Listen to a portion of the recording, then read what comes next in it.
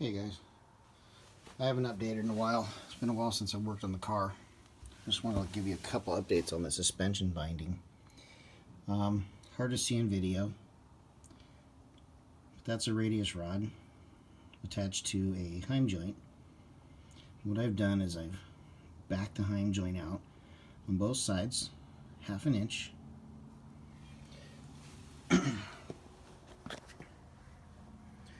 Inside I've loosened all the suspension up. I've ground the bracket next to the frame where it was binding, and the back was sagging a little bit, so I just put some spacers in there until I can get some new springs. And before I went from 0 suspension to at least a bounce. So not the greatest in the world, but it's something.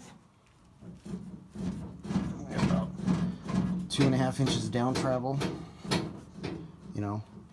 So terrible video, I know, I apologize. Anyways, I just wanted to give you guys an update. Next is going to be getting the wheelbase set right again after adjusting the heim joints, getting the shocks fixed, cutting the tab off the top of the axle, the one I showed you in the prior video. This one right there is really hard to see. That'll give me room for new shocks.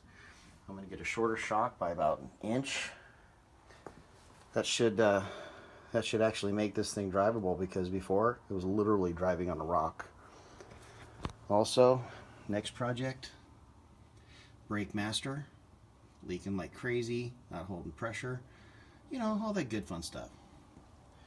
My goal is to get this drivable before spring. So anyways, later.